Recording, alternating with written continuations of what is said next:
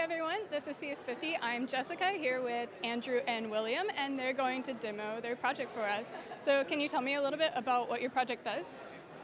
Yeah, so what we've done for our project is to create a lost and found site for Yale, the Yale community. So we're trying to find a way in order for people to declare lost or found items and try to have people return their items back to their given or lost users.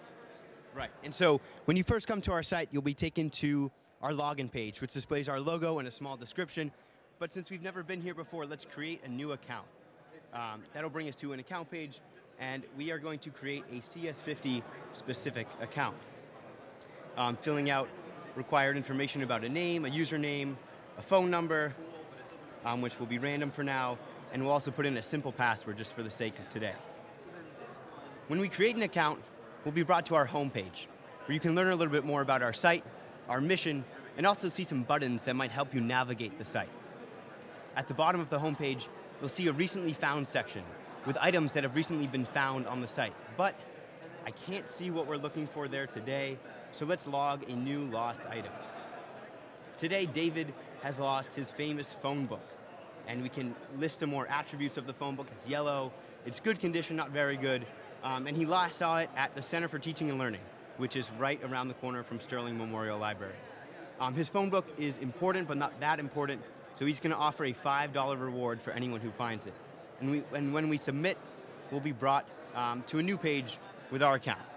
And this account page basically says what David has logged for lost items and items that he's actually found. So people who've lost these items but haven't logged what they've found, what they've lost, can actually look for these find items. Now, if we go to the find page, we could see what other people have declared lost. And let's say that David actually finds the TD flag. So he finds the TD flag and everything, and he wants the $356 reward for the TD flag. So all he has to do is press the more information button. And then we see that our head of college, Mary Lou, has actually lost our TD flag. And therefore, all we have to do is contact ml@yale.edu, and hopefully we could return the TD flag back to it for its rightful owner.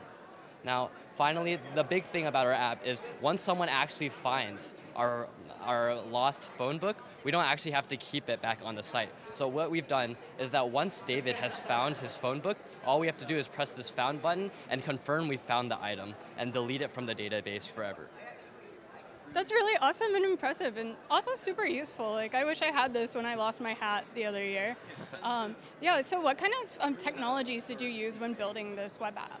So we decided that we wanted to create mainly a website, and so knowing that we've used like Python and HTML in the past, especially when we're working on our PASP sets, we wanted to base our code off of that. So we used a lot of Python. For our database holding all of our information, we use SQL, and we use HTML, CSS, Java for kind of the front end of the app. Yeah, had you guys ever used Python and HTML and SQL before coming to CS50? Not before CS50. I actually hadn't done any coding before CS50. And I don't know, just looking at this now, it's kind of remarkable how big the improvement has been. So it's cool to be able to combine all those different languages into one comprehensive project. Yeah, that's really great. What was the most exciting part of building this, or also like the challenges that you faced?